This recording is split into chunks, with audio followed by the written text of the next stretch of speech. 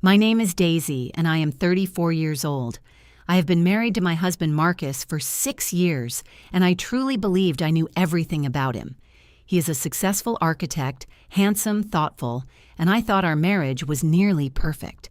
But there is one small secret I never told Marcus. I speak French fluently. My grandmother taught me when I was a little girl, and it became something sacred I kept just for myself. I never imagined this tiny secret would help me discover a terrifying truth about the man I gave my whole heart to. Before we dive into this story, let me know in the comments where you are watching from today.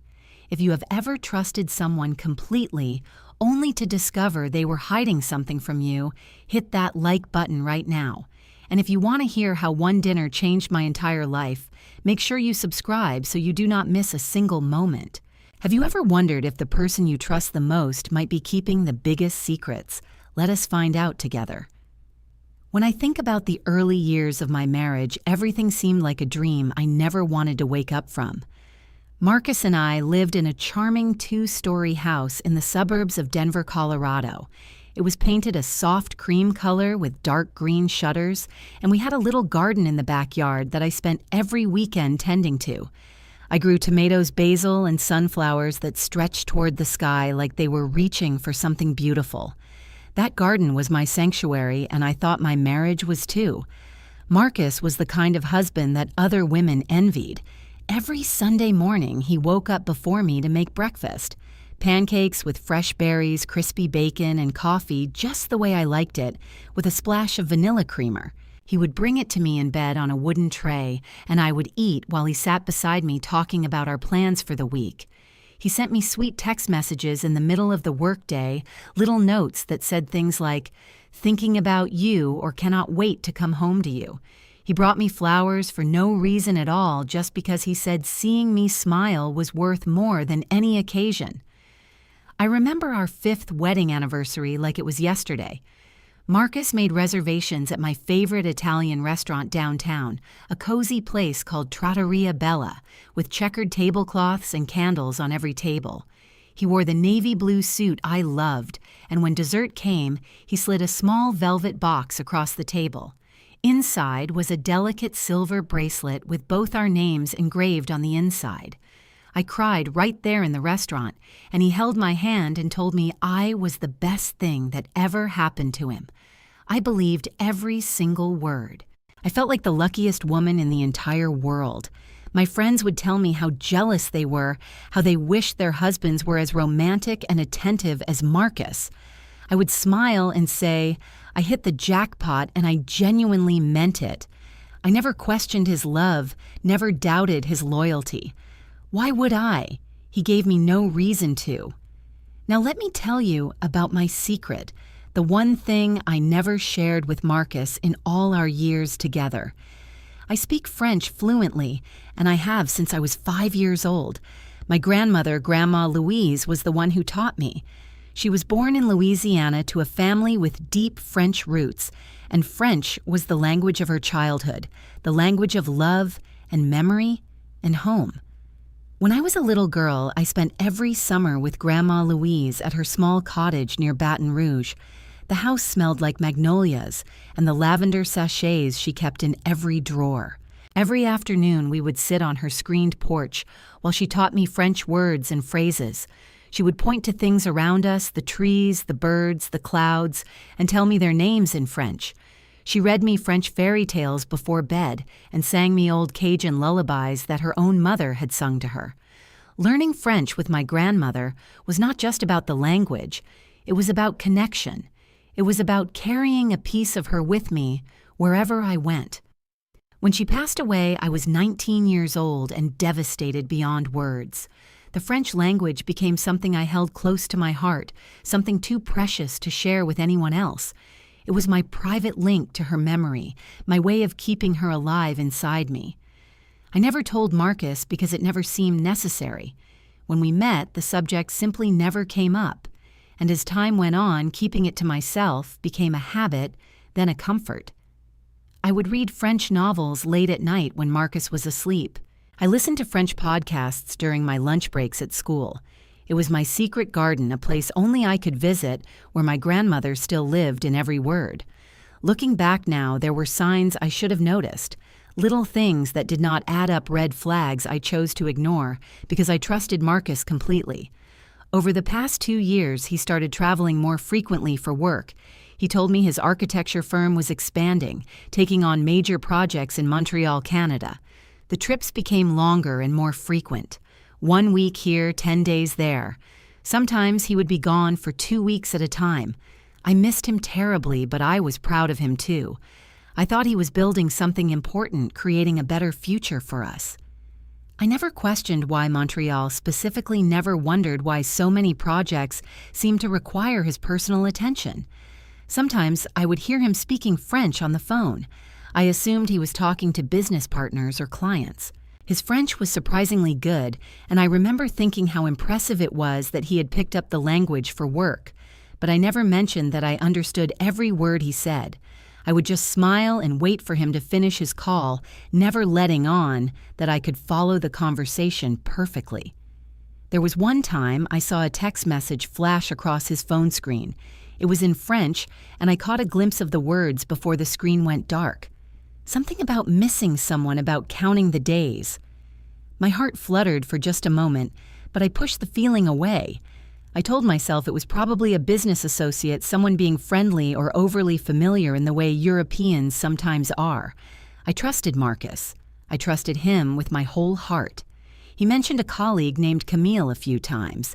He said she was the interpreter for the Montreal projects, essential for communicating with French-speaking clients and contractors.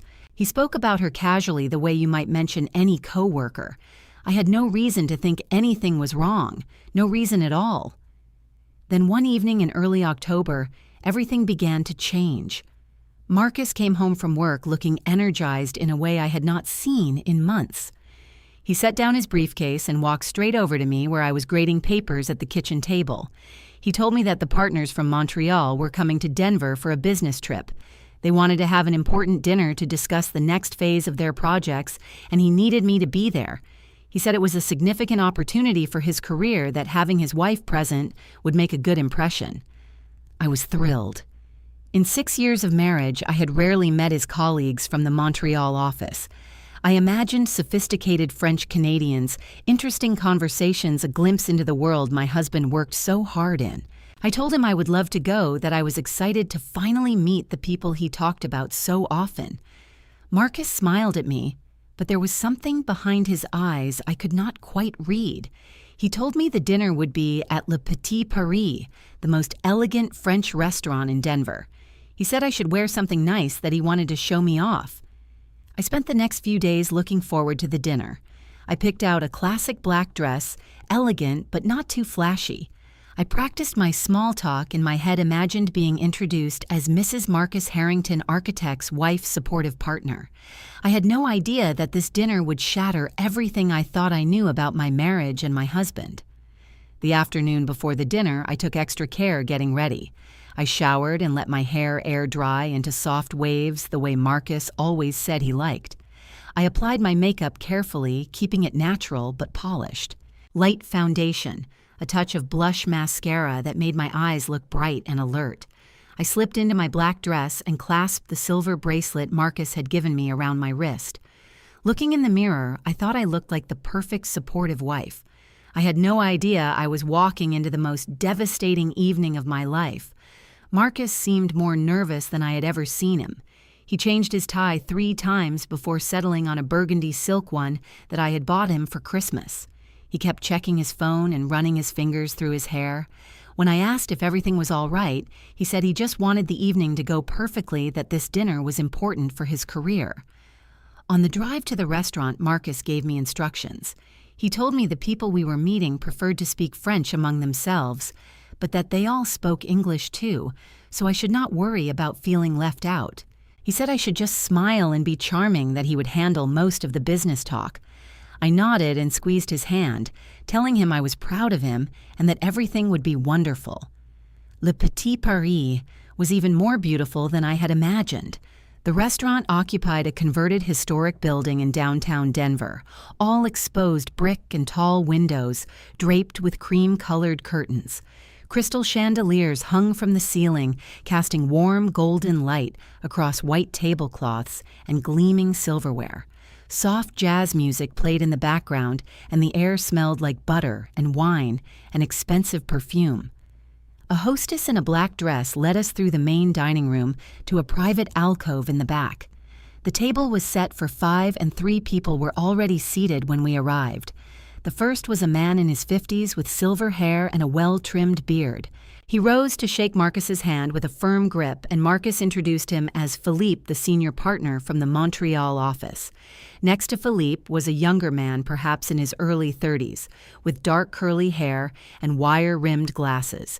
This was Laurent, a project manager who worked closely with Marcus on the Canadian developments. He nodded politely at me and smiled. And then there was Camille. She sat at the end of the table, and when she looked up at Marcus, something in my stomach tightened. Camille was beautiful in that effortless French way, with long dark hair that fell past her shoulders in glossy waves. Her eyes were a striking blue-green, like shallow ocean water on a sunny day. She wore a fitted burgundy dress that matched Marcus's tie, and I wondered if that was a coincidence. But it was the way she looked at Marcus that made me pause. There was something in her gaze that went beyond professional courtesy, a warmth, a familiarity, an intimacy that colleagues do not usually share. When Marcus greeted her, she reached out and touched his arm in a way that lingered just a moment too long. Marcus introduced me in English, and everyone offered polite hellos. Camille smiled at me and said how lovely it was to finally meet Marcus's wife. Her accent was melodic and charming, and her words were perfectly friendly. But her eyes, when they met mine, held something else entirely. Something like assessment, something like competition. We settled into our seats, and the waiter appeared with menus and a wine list. Philippe ordered a bottle of expensive Bordeaux, and the conversation began in earnest. At first, everyone spoke English, asking me polite questions about my work as a teacher, about Denver, about how Marcus and I met. I answered with practiced ease, playing my role as the supportive wife. But as the appetizers arrived, the conversation gradually shifted. Philippe said something to Laurent in French, a comment about the wine, and Laurent responded in kind. Soon the 3 of them, Philippe, Laurent, and Marcus, were deep in discussion about the Montreal projects, switching entirely to French, as if it were the most natural thing in the world.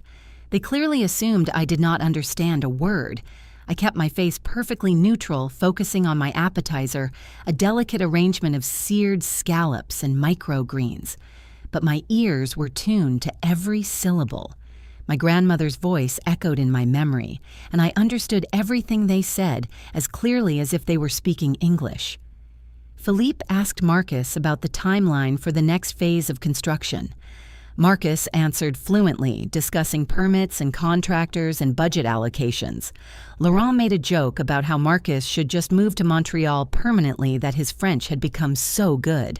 And then he added with a knowing laugh that Camille had clearly been an excellent teacher. Camille laughed too, a musical sound that made my skin prickle. She said that Marcus was her most dedicated student, that he practiced with her every day. The way she said it with that slight smile made my heart beat faster.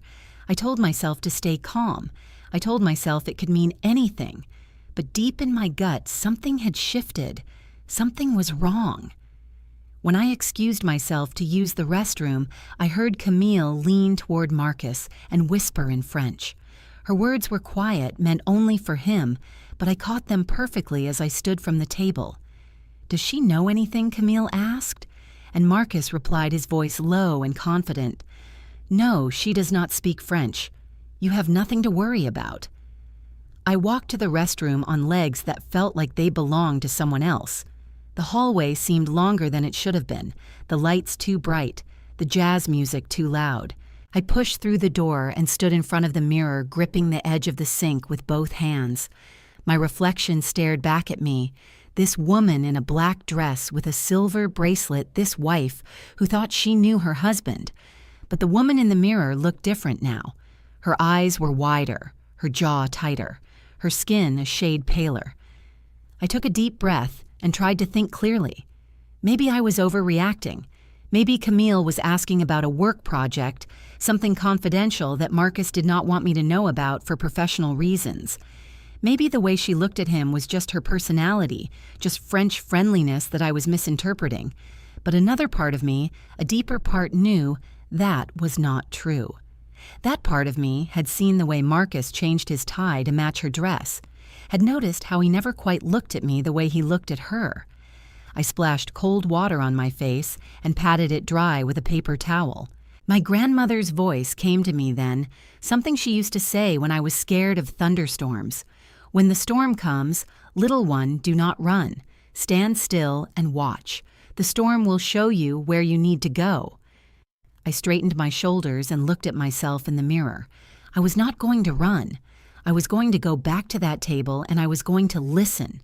I was going to find out the truth, whatever it was, and then I would decide what to do. I returned to the table with a smile on my face and took my seat. No one seemed to notice anything different about me. They were deep in conversation, switching between French and English, and I played my part perfectly. The naive American wife who did not understand a word of their elegant foreign language. But inside, I was listening to everything, and what I heard over the next hour would change my life forever. The main course arrived beautifully plated duck breast with cherry reduction and roasted vegetables. I cut my food into small pieces and ate mechanically, my attention focused entirely on the French conversation flowing around me. Marcus and Camille sat across from each other, and as the wine flowed, their guard began to lower. Philippe and Laurent became absorbed in a debate about some technical aspect of the Montreal project, leaving Marcus and Camille to talk quietly between themselves. They thought no one was listening. They thought no one could understand. Camille leaned forward, her blue-green eyes fixed on Marcus. She asked him in French when he was going to tell her. Her voice was soft but insistent, carrying an undertone of frustration I had not heard before. Marcus sighed and reached across the table to briefly touch her hand. Soon he promised, "I just need more time to figure out the best way." Camille pulled her hand back and picked up her wine glass. She told him that she had been waiting for 2 years already. 2 years of being the other woman, of hiding, of pretending. She said she loved him, but she could not keep living like this forever. I felt the room tilt slightly. 2 years. The words echoed in my mind like a bell tolling. For 2 years, while I was tending my garden and grading papers and falling asleep next to my husband, he had been in love with someone else. Marcus glanced around the table to make sure no one was paying attention, then lowered his voice even further. He told Camille that he loved her too, more than she could know. He said that his marriage to me was just a formality at this point, that we were like roommates, not partners. Roommates. Is that what we were? I thought about the pancakes on Sunday mornings, the sweet text messages, the bracelet on my wrist. Had it all been an Act A performance to keep me from suspecting anything, Camille was not satisfied. She reminded Marcus about their time together in Montreal, about the little apartment overlooking the St. Lawrence River. She asked if he remembered the morning they woke up to snow falling outside the window, how they had stayed in bed all day drinking coffee and talking about their future. Marcus smiled at the memory. Of course he remembered. He told her that he had bought that apartment for them, for their life together. One day, he said they would live there permanently. One day soon. I had never known about any apartment in Montreal. Every penny Marcus earned, I thought, went into our joint accounts, into our house, into our shared life. Now I was learning that he had secretly purchased property in another country, a love nest for him and his mistress. The appetizer in my stomach felt like lead. I reached for my water glass and took a long drink, willing my hands not to shake. Philippe finished his argument with Laurent and turned back to the group, switching to English to include me in the conversation. He complimented my earrings and asked where I had gotten them. I answered on autopilot something about a boutique downtown, while inside my mind was racing. When the conversation shifted back to French, I heard even more devastating details. Laurent asked Marcus about his financial planning, half joking about how expensive divorces could be in America. Marcus laughed and said he was way ahead of that. He'd been quietly moving money into Canadian accounts for the past year. A little here, a little there, nothing that would raise red flags.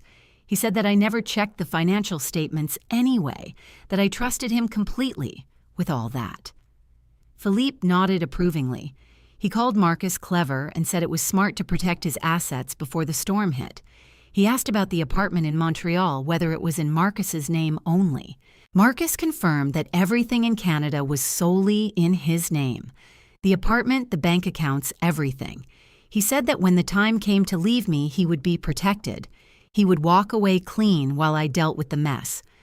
I sat there, the perfect picture of an oblivious wife, while my husband casually discussed how he planned to financially ruin me.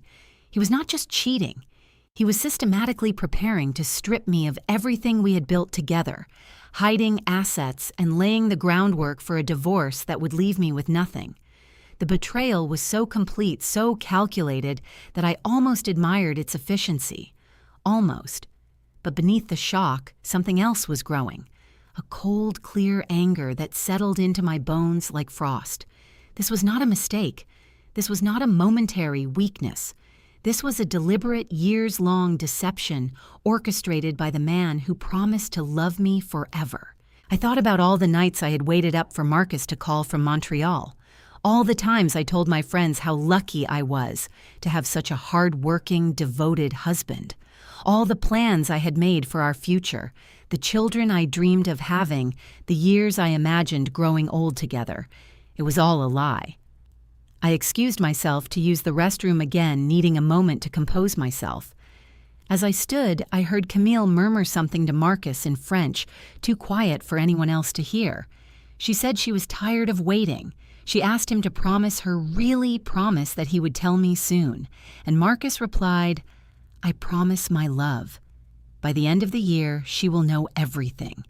And then, we can finally be together." I walked to the restroom with measured steps, my heels clicking against the hardwood floor. Inside, I locked myself in a stall and pressed my palms against the cool tile wall. My breath came in short gasps, but I refused to cry. Tears would not help me now. I thought about my grandmother, about the strength she showed when my grandfather died young and left her to raise 3 children alone. She never complained, never gave up. She just put one foot in front of the other and kept moving forward. That was what I needed to do now. Not react emotionally, not confront Marcus in a restaurant full of witnesses. I needed to be smart. I needed to be strategic. I needed to protect myself the same way he was trying to protect himself. I took a deep breath and looked at myself in the mirror. The woman staring back at me was not the naive wife who had walked into this restaurant 2 hours ago. She was someone different now, someone who understood that the battle lines had been drawn whether she wanted them or not. I returned to the table with a serene smile, slipping back into my seat, as if nothing had happened. Marcus asked if I was feeling all right, and I told him the duck was just a bit rich for me. He nodded sympathetically and went back to his conversation. For the rest of the dinner, I listened and watched and remembered. Every word, every glance, every casual admission of guilt. I was building a case in my mind piece by piece, preparing for the confrontation to come. When the evening finally ended and Marcus and I drove home in comfortable silence, he had no idea that everything had changed. He reached over and held my hand, telling me I had been wonderful tonight, that everyone loved me. I squeezed his hand back and said nothing. Inside my head, I was already planning my next move. The days following that dinner were the strangest of my life. I moved through my routine like an actress playing a familiar role, hitting every mark, delivering every line, while inside I felt like a completely different person. I made Marcus breakfast. I kissed him goodbye when he left for work. I texted him sweet messages during the day. And all the while, I was secretly dismantling the foundations of our marriage. The first thing I did was start documenting everything. I waited until Marcus was asleep, then crept downstairs to his home office and began photographing financial statements. bank accounts, credit card bills, investment portfolios. I discovered charges I had never noticed before, purchases at jewelry stores in Montreal, expensive dinners at restaurants. I had never heard of hotel stays that overlapped with his supposed business trips. I found the statements for the Canadian bank account he had mentioned. Over the past 18 months, he had transferred nearly $150,000 into that account. Our money. Money we had saved together that I had contributed to from my teaching salary that was supposed to be for our future. He had stolen it right from under my nose. I photographed everything, every receipt, every transfer, every piece of evidence I could find. I saved copies to a secure cloud account that Marcus did not know about, one I created using my school email address. The following week, I made an appointment with a divorce attorney. I chose Margaret Sullivan because her reputation preceded her. She was known throughout Denver as a fierce advocate for women in complicated divorce cases, someone who did not back down from wealthy husbands with expensive lawyers. Her office was on the 17th floor of a downtown high-rise, all glass walls and modern furniture. She was a woman in her early 60s with silver hair cut in a sharp bob and reading glasses perched on her nose. She listened to my story without interruption, her expression unreadable. When I finished, she removed her glasses and looked at me with something like respect. She told me I had done exactly the right thing by gathering evidence before confronting Marcus. She said that many women in my position let their emotions take over and lose their advantage. But I had kept my head. She explained that the hidden assets in Canada complicated things, but did not make them impossible. She recommended a forensic accountant who specialized in tracking concealed funds, someone who could follow the money trail and document exactly what Marcus had done. She also suggested hiring a private investigator to gather more evidence about his affair. I left her office with a folder full of paperwork and a retainer agreement. The cost was staggering, but I had some savings of my own that Marcus did not know about. Money I had inherited from my grandmother, kept in a separate account at a different bank. It was not much, but it was enough to get started. The private investigator was a woman named Ruth, a former police detective with gray streaked hair and a no-nonsense demeanor. She told me that infidelity cases were her specialty, that cheating spouses always made mistakes eventually. She just needed to be patient enough to catch them. Within 2 weeks, Ruth delivered her preliminary report. What she found was even worse than I had imagined. Marcus and Camille's affair had not started 2 years ago. It had started 3 years ago, almost immediately after he began working on the Montreal projects. They had been photographed together at restaurants, concerts, and public events in Montreal. There were records of gifts he had purchased for her, including an engagement ring he had bought 6 months ago from a jeweler in Quebec City. An engagement ring, while he was still married to me. But the most devastating discovery was about Camille herself. She was not a translator as Marcus had claimed. She was the daughter of Philippe, the senior partner at the Montreal office. Their relationship was an open secret within the company. Everyone knew about Marcus and the boss's daughter, everyone except his wife. I sat in my car in the parking lot of Ruth's office holding the manila folder full of photographs and documents. Pictures of Marcus and Camille walking hand in hand through old Montreal. Pictures of them kissing on the balcony of the apartment he had bought. Pictures of her wearing the engagement ring that should have been mine. For a long moment, I let myself feel the full weight of the betrayal. 3 years. 3 years of lies of deception, of looking me in the eye and telling me he loved me while he was planning a future with someone else. 3 years of making a fool out of me in front of everyone who knew the truth. Then I dried my eyes and started the car. I had grieved enough. Now it was time to fight. I told my best friend April everything that weekend. We sat in her living room with a bottle of wine, and I laid out the whole story from beginning to end. The dinner, the French conversations, the hidden assets, the engagement ring. April listened with growing horror, her hand pressed over her mouth. When I finished, she was silent for a long moment. Then she set down her wine glass and looked at me with fierce determination in her eyes. She asked me what I needed her to do. I told her I needed her to help me stay strong. I said that the next few months were going to be hard and I could not do it alone. April reached over and hugged me tight. She promised me that I would never be alone, that she would be there for every step of this journey. And then she asked me when I was going to burn Marcus's life to the ground. I smiled for the first time in weeks. I told her I was working on it. In the meantime, I began making other changes. I started attending a yoga class twice a week and added meditation to my morning routine. I needed to stay calm and centered to keep my emotions in check while I executed my plan. I could not afford to tip Marcus off before I was ready. Every night I lay beside him in our bed and listened to him breathe. Sometimes he would reach for me in his sleep, wrapping his arm around my waist the way he had done for 6 years. And I would lie there stiff and still, counting down the days until I could finally tell him the truth. He had no idea that the wife he thought he knew, the obedient, trusting, clueless woman he had married, was about to disappear forever. In her place was someone stronger, someone smarter, someone who was not afraid to fight for herself. The storm was coming, and Marcus had no idea what was about to hit him. 3 weeks after the dinner at Le Petit Paris, I was ready to make my move.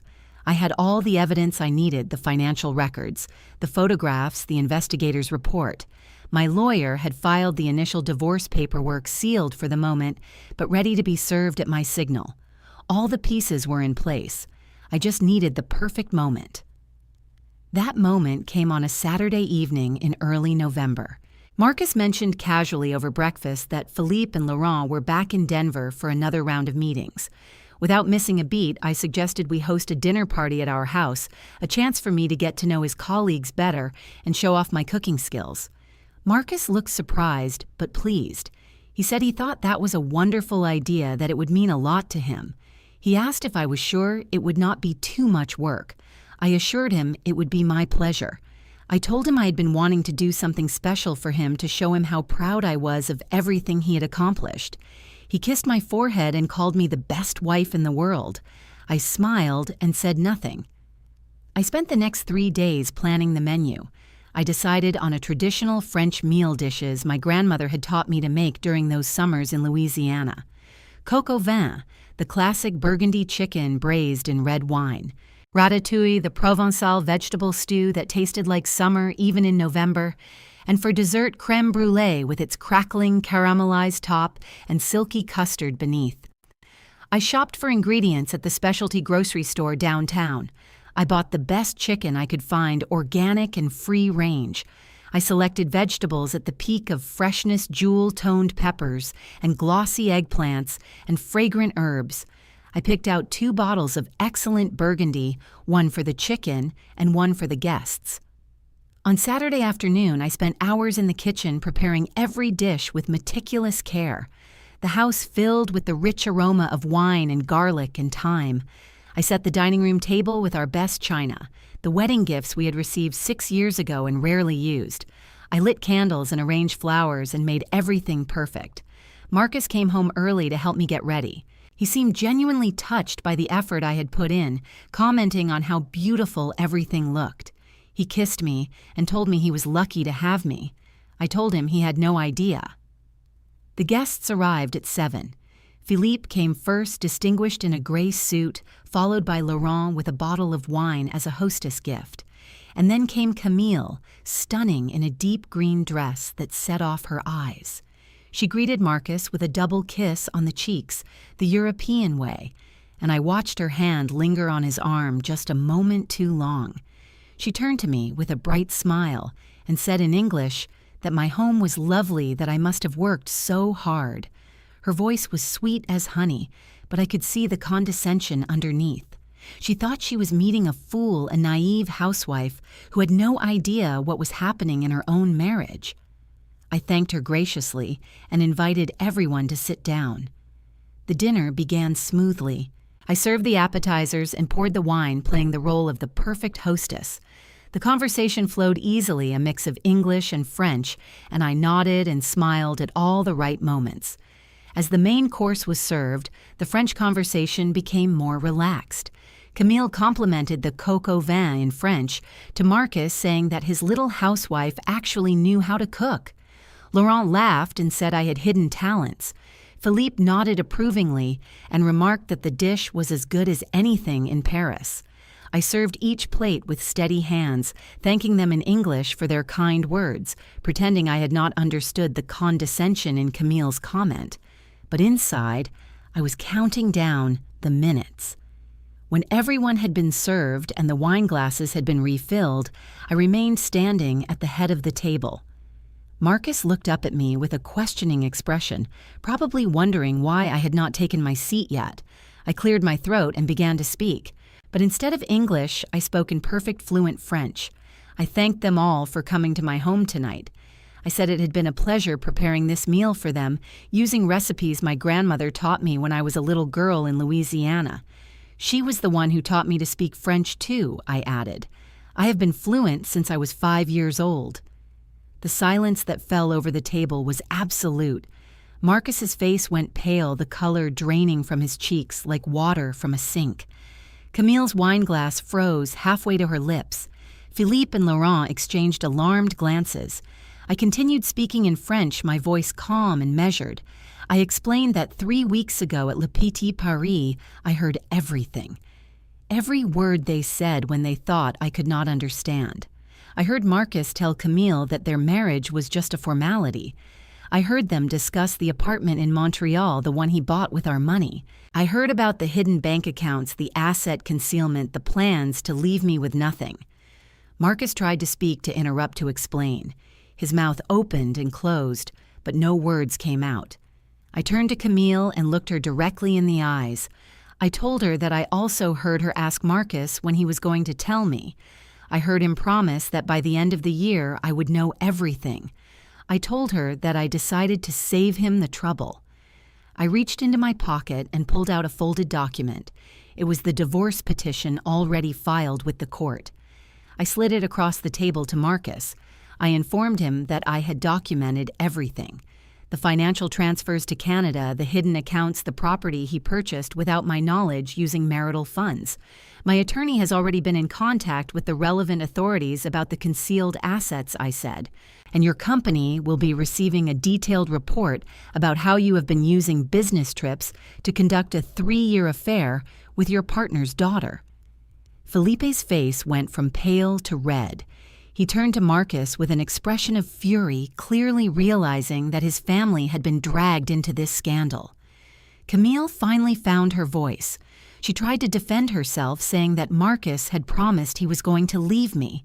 She said he told her their marriage was over, that he did not love me anymore.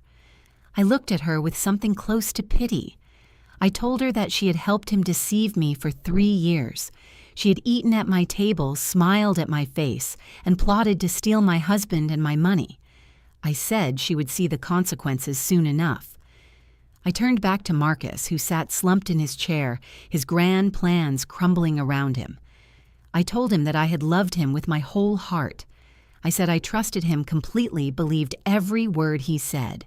But he did not deserve that love or that trust. I told him I was not going to be the victim of his lies anymore. Then I switched back to English for the full impact of my final words. I am not the naive wife you thought you married, I said.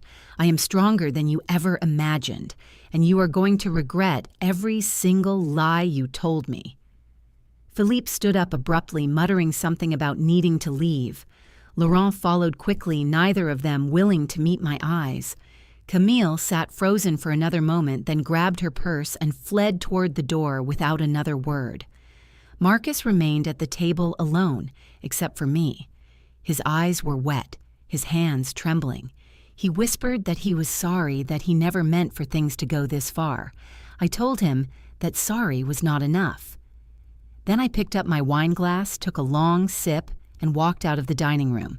I left him sitting there among the ruins of the dinner party, surrounded by the French cuisine I had made with my own hands, the beautiful table I had set with such care.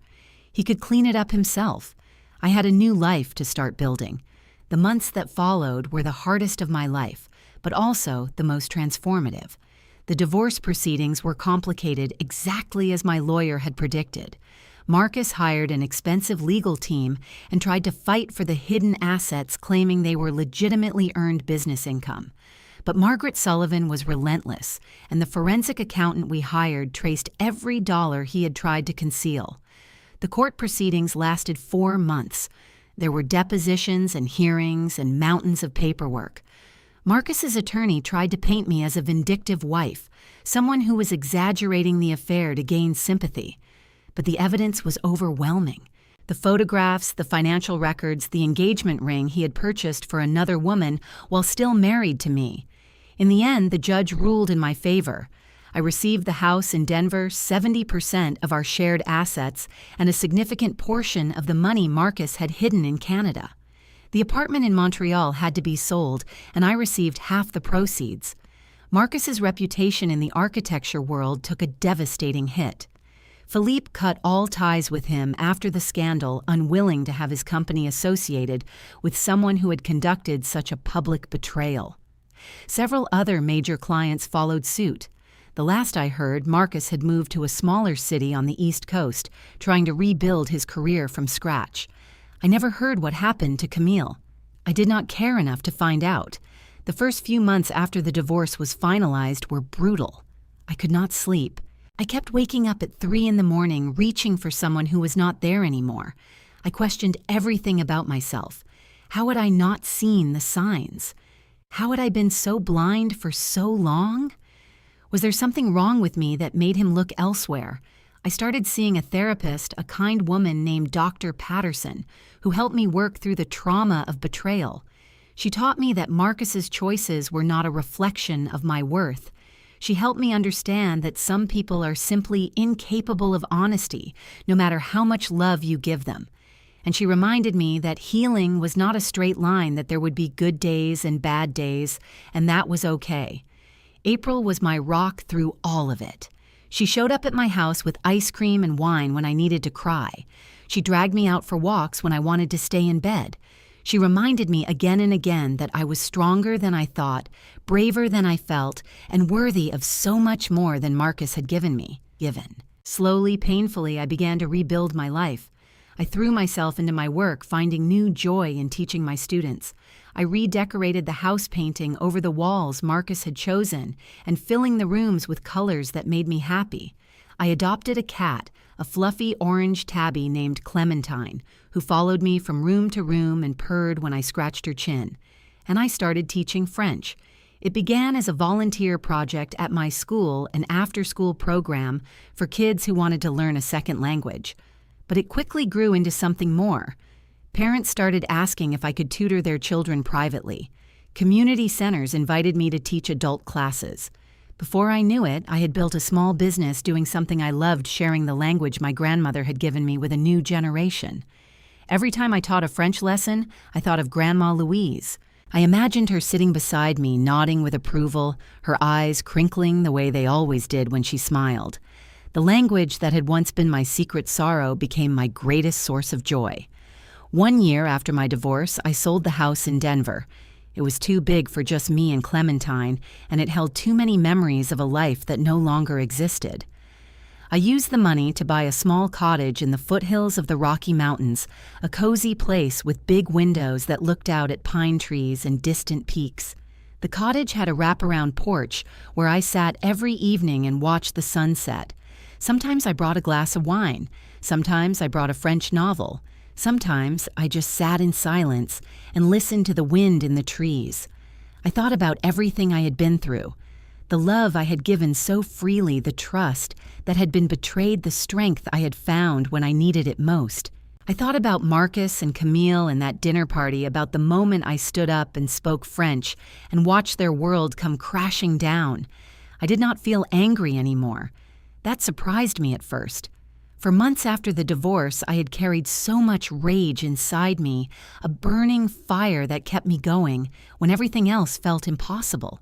But somewhere along the way, the fire had dimmed. Not because I had forgiven Marcus or forgotten what he did, but because I had simply moved on. He did not deserve any more of my energy. He had taken enough from me already. What I felt instead was something like gratitude, not for the betrayal itself, but for what came after. I was grateful that I had discovered the truth before Marcus could take everything from me. I was grateful for the strength I had found, the friends who supported me, the new life I had built from the ashes of the old one. And I was grateful for my grandmother, for the language she taught me, for the wisdom she passed down through generations of women in our family. Her voice still echoed in my memory, reminding me that storms could be survived, that standing still could be braver than running, that I was worthy of love, real love, even if I had not found it yet. I thought about writing her a letter the way I used to when I was a little girl. I would tell her everything that had happened, every detail of the past year, and I knew exactly what she would say. I am proud of you, ma petite. You are stronger than you know. Sitting on my porch as the sun dipped below the mountains, I finally believed it. The journey had been painful beyond words, but I had emerged on the other side scarred but whole, wiser but still capable of hope. I had learned that the people we love can hurt us in unimaginable ways, but I had also learned that we are capable of healing from unimaginable pain. Sometimes the secrets we keep end up saving us. Sometimes the languages we speak become the keys that unlock the truth. And sometimes the worst thing that ever happens to us turns out to be the beginning of the best part of our lives. I picked up my glass of wine and raised it to the darkening sky. To new beginnings, I said softly, and to the grandmother who taught me how to survive. As the first stars appeared above the mountains, I smiled. The storm had passed, and I was still standing. Now I want to ask you something. Have you ever discovered a truth that changed everything you thought you knew about someone? Have you ever had to find strength you did not know you had? I would love to hear your stories in the comments below. If this story touched your heart, please hit that like button and share it with someone who might need to hear it today. Subscribe to this channel so you do not miss any of our stories, and remember, you are stronger than you think. Thank you for spending this time with me. Until next time, take care of yourself and the people who